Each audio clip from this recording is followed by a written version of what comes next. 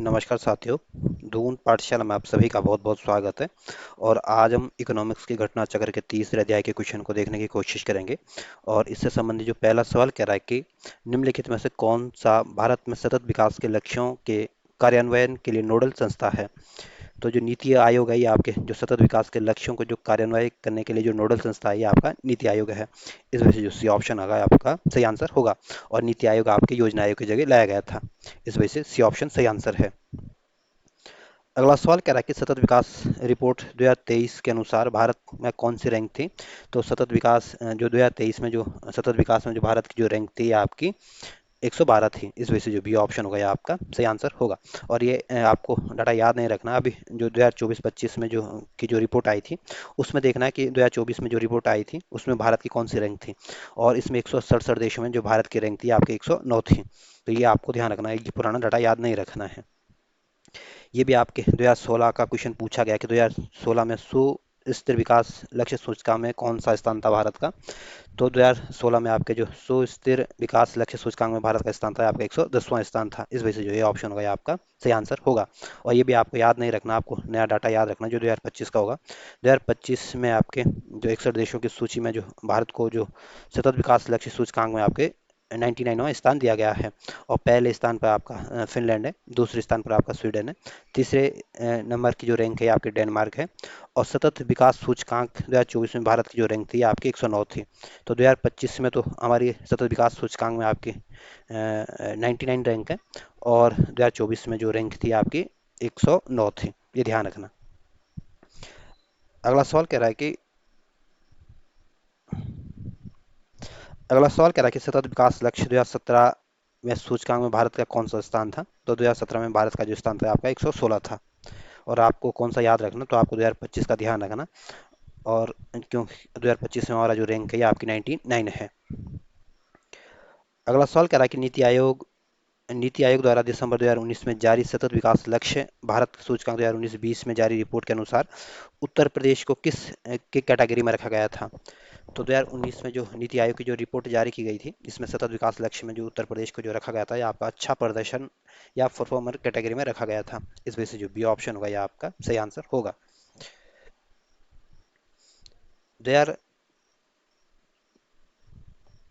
2024 में जारी SDG India index में आप देखें तो सबसे अच्छी जो रैंक है ये आपके उत्तराखंड और केरल की रैंक है। और केरल और उत्तराखंड को दोनों को ही पहली कैटेगरी में रखा गया है। या यूँ बोलें कि इनकी जो रैंक है दोनों की 79 है। और ये पहले स्थान पर है और इनको दोनों आपके फ्रंट रनर के कैटेगरी में शामिल किया गया था। और वहीं उत्तर प्रदेश का जो स्कोर है ये आपके 2018 से 2025 सबसे तेजी से आगे बढ़ने वाला राज्य है। अगला सवाल कह रहा है कि नीति आयोग द्वारा प्रकाशित SDG India index and dashboard 2020-21 के अनुसार निम्नलिखित में से कौन सा राज्य एसडीजी से संबंधित अपने प्रदर्शन में देश के शीर्ष 5 राज्यों में शामिल नहीं था। तो ये भी आपके 2019-20-21 का पूछा गया था और उस समय आपके गुजरात 5 राज्यों में शामिल नहीं था। गोवा भी शामिल था, आंध्र प्रदेश भी शामिल था, तमिलनाडु भी शामिल था, लेकिन गुजरात शामिल नहीं था। इस वजह से जो ये ऑप्शन होगा ये आपका सही आंसर होगा। जुलाई 2024 में जारी एसडीजी इंडिया इंडेक्स डैशबोर्ड में आपके जो शीर्ष स्कोर दिया गया है आपके उत्तराखंड और केरल को दिया गया है। और उत्तर प्रदेश को 67 रैंक दी गई है। और बिहार को सबसे सबसे कम स्कोर दिया गया है 57। और बिहार सबसे नीचे है या निचले पायदान पर है। तो ध्यान रखना 2024 में आपके इंडिया इंडेक्स में केरल और उत्तराखंड की पहला स्थान है। अगला सवाल कह रहा है कि अगला सवाल कह रहा है कि नीति आयोग द्वारा हाल ही में जारी सतत विकास लक्ष्य इंडिया सूचकांक 2019 में कौन सा राज्य प्रथम स्थान पर था। तो 2019 में आपके जो सतत विकास लक्ष्य में जो पहले स्थान पर था यह आपका केरल था। इस वजह से जो डी ऑप्शन होगा यह आपका सही आंसर होगा।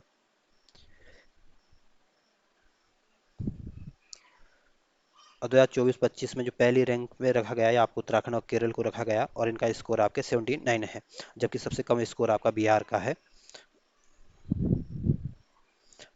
अगला सवाल कह रहा है कि ये भी आपके नीति आयोग द्वारा एसडीजी इंडिया इंडेक्स 2023-24 के अनुसार किस राज्य को एसडीजी इंडिया स्कोर में सबसे अधिक दिया गया था।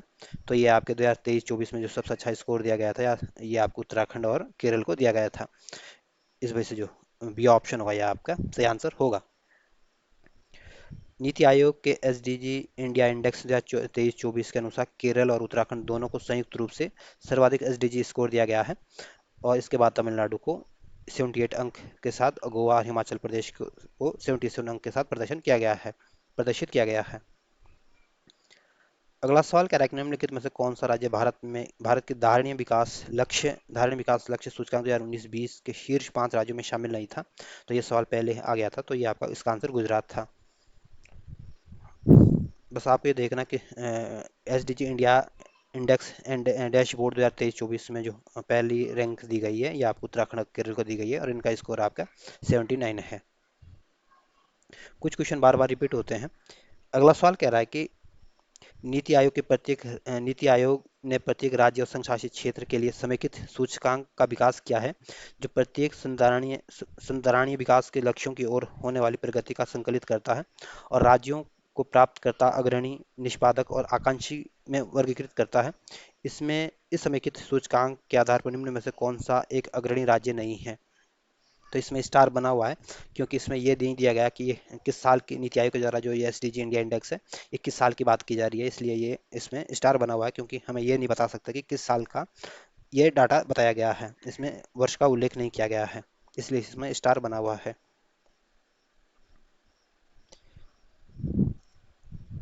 अगला सवाल कह रहा है कि नीति आयोग की एसडीजी इंडिया इंडेक्स 2020 के अनुसार सूचकांक स्कोर रेंज के आधार पर सतत विकास लक्ष्यों को में राज्यों के प्रदर्शन को विभिन्न श्रेणियों में कैसे परिभाषित किया गया है। तो किसी राज्य का अगर स्कोर अगर 0 से 49 के बीच है तो उसको आपके आकांक्षी कैटेगरी में रखा जाएगा, और 50 और 64 के बीच अगर इसको स्कोर है तो उसको आपके प्रदर्शक कैटेगरी में रखा जाएगा। अगर 65 से 99 तक स्कोर है तो इसको अग्रणी की कैटेगरी में रखा जाएगा। अगर 100 से अधिक स्कोर है या 100 पार है तो उसको आपके अचीवर के कैटेगरी में रखा गया जाएगा। तो ये जो सतत विकास लक्ष्य है, ये इसको अलग अलग तरीके से इसको बांटा गया है, आकांक्षी, प्रदर्शक, अग्रणी और अचीवर। इस वजह से जो बी ऑप्शन होगा यह आपका सही आंसर होगा। नीति आयोग की एसडीजी इंडेक्स के अनुसार सूचकांक स्कोर रेंज के आधार पर सतत विकास लक्ष्यों को संदर्भ में राज्यों को प्रदर्शन इस प्रकार की कैटेगरी में बांटा गया है। अगर आकांक्षी जिला होगा तो उसका स्कोर अगर उसका स्कोर 0 से 49 के बीच होगा या 50 से कम होगा तो उसको आकांक्षी कैटेगरी में रखा जाएगा।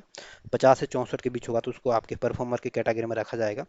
अगर 65 से 99 तक इसका स्कोर होगा तो उसको फ्रंट रनर की कैटेगरी में रखा जाएगा। और उसका स्कोर अगर 100 है तो उसको आपके अचीवर की कैटेगरी में रखा जाएगा। तो ये क्राइटेरिया आपसे पूछ सकते हैं कि कितने क्राइटेरिया है, तो ध्यान रखना 1 2 3 4 क्राइटेरिया है। अगला सवाल कह रहा है कि ये भी आपके नवंबर 2021 में नीति आयोग द्वारा घोषित सतत विकास लक्ष्य शहरी सूचकांक डैशबोर्ड 2021-22 में निम्नलिखित में से कौन सा शहर शीर्ष 3 स्थानों में शामिल नहीं था। तो इसमें आपके कोयम्बटूर भी शामिल था, चंडीगढ़ भी शामिल था, शिमला भी शामिल था, लेकिन इंदौर इसमें शामिल नहीं था। इस वजह से जो सी ऑप्शन होगा यह आपका सही आंसर होगा। और ये डाटा आपको याद नहीं रखना क्योंकि ये 2021-22 का पुराना डाटा हो गया है। अगला सवाल कह रहा है कि यहाँ से थोड़े क्वेश्चन चेंज हो रहे हैं अब। अगला सवाल कह रहा है कि निम्नलिखित में से कौन सा सतत विकास लक्ष्य भारत में 2030 तक सभी के लिए पानी की उपलब्धता और उसके स्थायी प्रबंधन को लक्षित करेगा। तो जो एस डी जी 6 है, ये आपके 2030 तक आपके सभी के लिए पानी की उपलब्धता और स्थायी प्रबंधन को लक्षित करेगा। इस वजह से जो ए ऑप्शन होगा यह आपका सही आंसर होगा। और जो एस डी जी 7 है, ये आपके सभी सस्ती और स्वच्छ ऊर्जा से संबंधित है। और जो एस डी जी 8 है, ये आपके ये आयु मूल्य के सतत विकास लक्ष्य जो 8 है, ये आपकी अच्छा कार्य और आर्थिक वृद्धि से संबंधित है। और एस डी जी जो 9 है, ये आपके नवाचार से संबंधित है। इस वजह से जो ये ऑप्शन आपका सही आंसर होगा।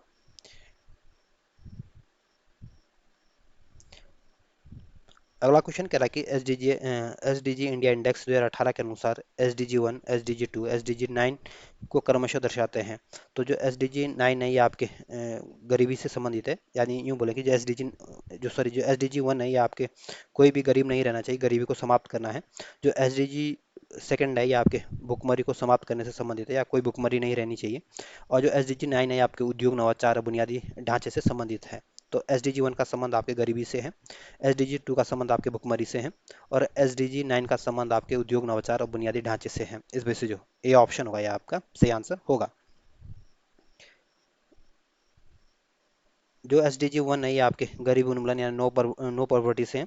एस डी जी टू जो है आपके जीरो हंगर से है, भूख से मुक्ति है। और जो एस डी जी थ्री है ये आपके स्वास्थ्य और खुशहाली से हैं।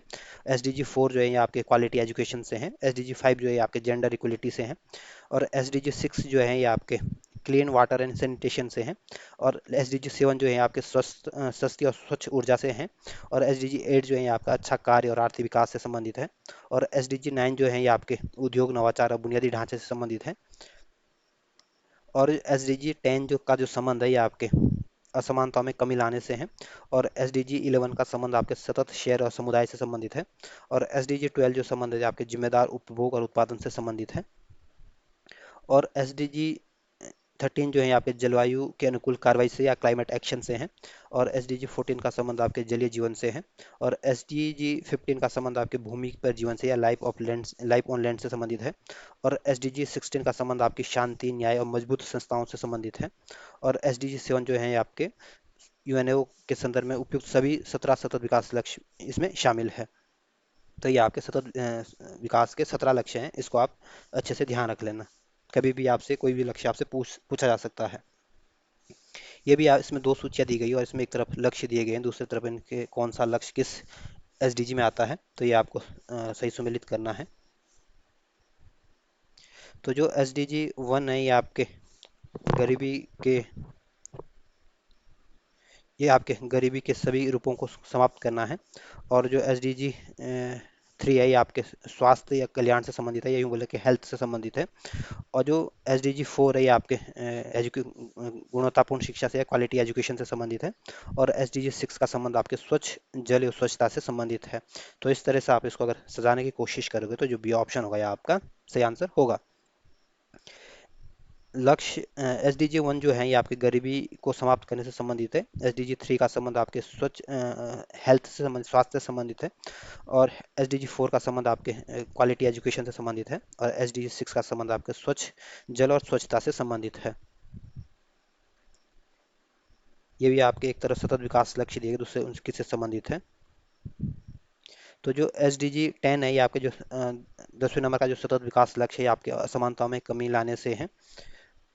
और जो एस डी जी थर्टीन है इसका ये आपके जलवायु क्रिया से संबंधित है, या यूँ बोले कि जलवायु क्लाइमेट एक्शन से है। और जो एस डी जी फोर्टीन है ये आपके पानी के नीचे जीवन से संबंधित है। और एस डी जी फिफ्टीन है ये आपके जमीन पर जीवन से संबंधित है। तो इस तरह से आप इनको मिलाने की कोशिश करोगे तो जो सी ऑप्शन होगा ये आपका सही आंसर होगा। जो एस डी जी टेन का जो संबंध है ये आपके असमानताओं में कमी लाने से है। एस डी जी थर्टीन का संबंध आपके क्लाइमेट एक्शन से है।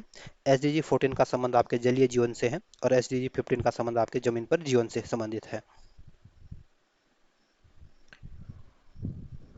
अगला सवाल कह रहा है कि संयुक्त राष्ट्र द्वारा दिए गए 17 वैश्विक लक्ष्यों में से कौन सा सतत विकास लक्ष्य विशेष रूप से स्थलीय जीवन लाइफ ऑन लैंड से केंद्रित है, जिसका उद्देश्य स्थलीय पारिस्थितिकी तंत्रों की सुरक्षा, पुनर्स्थापना और सतत उपयोग को बढ़ावा देना है।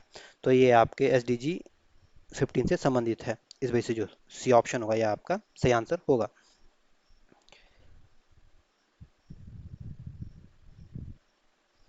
अगला सवाल कह रहा है कि सतत विकास लक्ष्य 2030 में लक्ष्य 4 को प्राप्त करने में कौन से उपाय आवश्यक है। तो जो सतत विकास लक्ष्य या एस डी जी फोर जो है ये आपके क्वालिटी एजुकेशन से संबंधित है।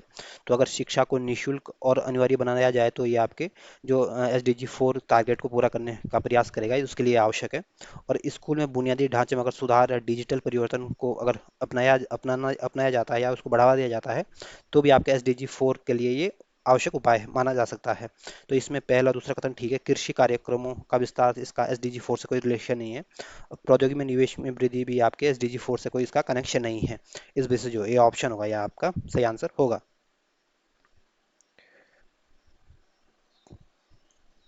सतत विकास लक्ष्य 2030 में लक्ष्य फोर के तहत गुणवत्तापूर्ण शिक्षा शामिल है। एस डी जी फोर लक्ष्य को पूरा करने में लिए कहा गया है कि शिक्षा वित्त पोषण राष्ट्रीय निवेश प्राथमिकता के रूप में होना चाहिए। इसके अलावा शिक्षा को मुक्त और अनिवार्य बनाना, शिक्षकों की संख्या में वृद्धि करना, और आधार विद्यालयों को बुनियादी ढांचे में सुधार करना, डिजिटल परिवर्तन को अपनाना आदि भी इसमें शामिल है।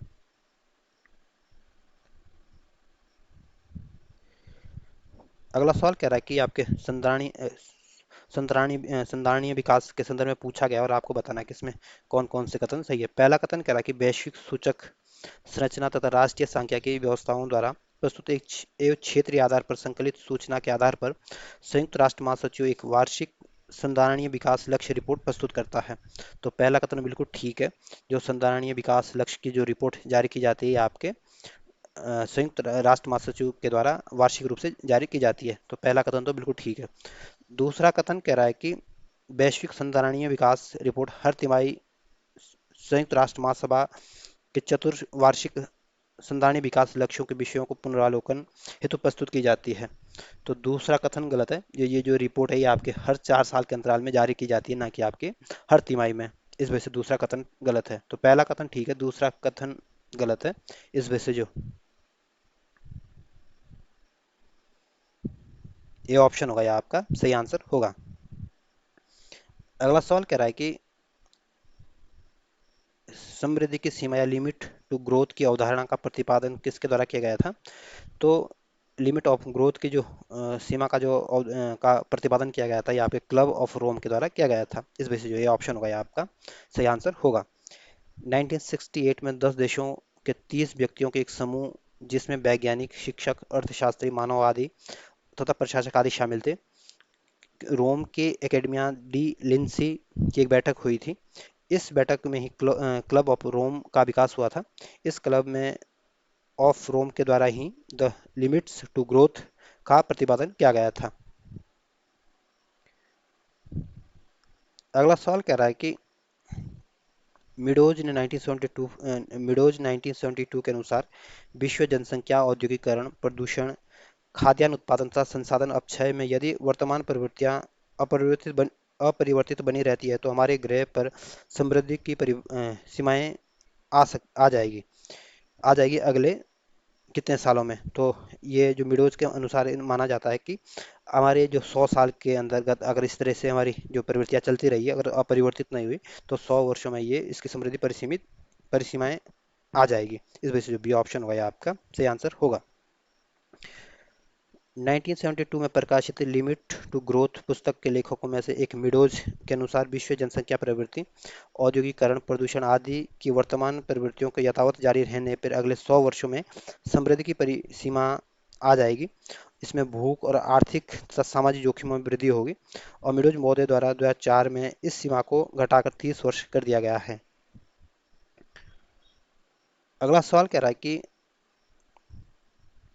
पर्यावरणीय कुजनेट्स वक्र पर्यावरण क्षति और प्रति व्यक्ति जीडीपी के मध्य संबंध को दर्शाता है। इस पर्यावरणीय कुजनेट्स वक्र का आकार किस प्रकार का होता है। तो पहले तो ध्यान रखना, जो पर्यावरणीय कुजनेट्स वक्र है ये आपके पर्यावरणीय क्षति और प्रति व्यक्ति जीडीपी के मध्य के संबंध को दर्शाता है। और इसका जो आकार होता है ये आपका उल्टा यू आकार का होता है। इस वजह से जो ये ऑप्शन होगा, ये आपका सही आंसर होगा।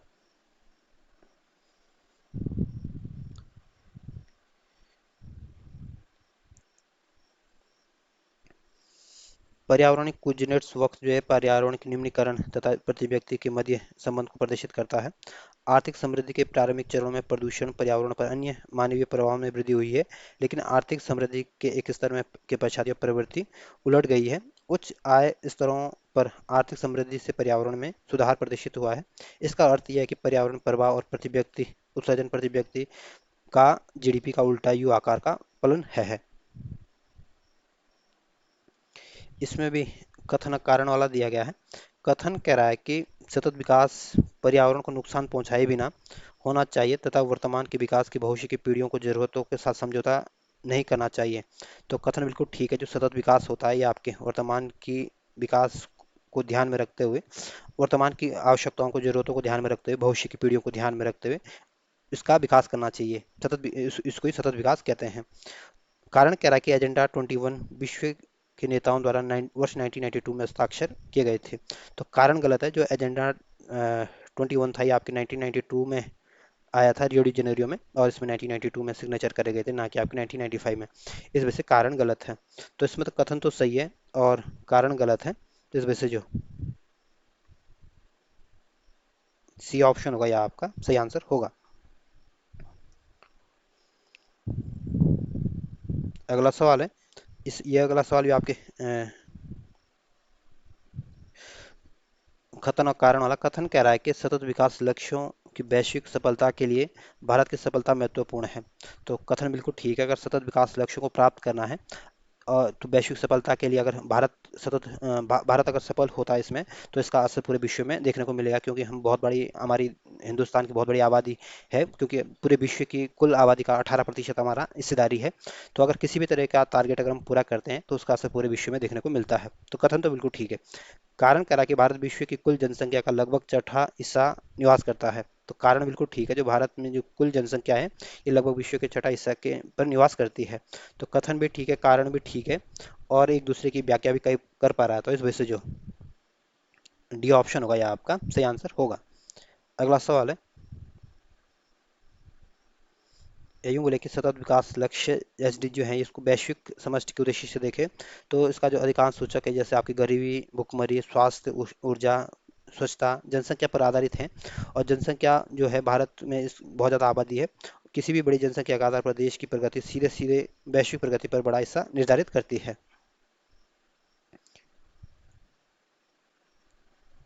अगला सवाल कह रहा है, इसमें भी कथन और कारण वाला दिया गया है। कथन कह रहा है कि सतत विकास मानव समाज के कल्याण हेतु महत्वपूर्ण है। तो सतत विकास पहला कथन बिल्कुल ठीक है। जो सतत विकास है, ये मानव समाज के कल्याण के लिए बहुत जरूरी है, क्योंकि इसमें हम भविष्य की पीढ़ियों को भी ध्यान में रखकर विकास की बात करते हैं। कारण कह रहा है कि सतत विकास से अभिप्राय ऐसे विकास से है जो भावी पीढ़ियों की जरूरतों को पूरी करने की योग्यता को प्रभावित किए बिना वर्तमान समय की आवश्यकताएं पूरी करे। तो कारण बिल्कुल ठीक है। जो सतत विकास होता है, ये आपके वर्तमान की जरूरतों को पूरा करते हुए भविष्य की पीढ़ियों को ध्यान में रखा जाता है। तो कथन भी ठीक है, कारण भी ठीक है, एक दूसरे की व्याख्या भी कर पा रहा है। तो इस वजह से जो ए ऑप्शन होगा, यह आपका सही आंसर होगा।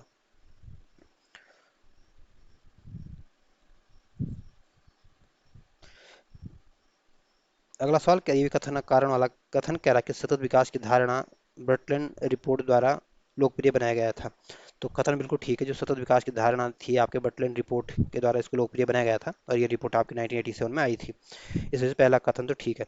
कारण कह रहा है कि बर्टलैंड रिपोर्ट को विकास की सीमाओं के रूप में भी जाना जाता है। तो कारण गलत है। बर्टलैंड रिपोर्ट को आपके विकास की सीमाओं के रूप में नहीं जाना जाता है। तो कथन तो ठीक है, कारण गलत है। इस वजह से जो डी ऑप्शन होगा, यह आपका सही आंसर होगा।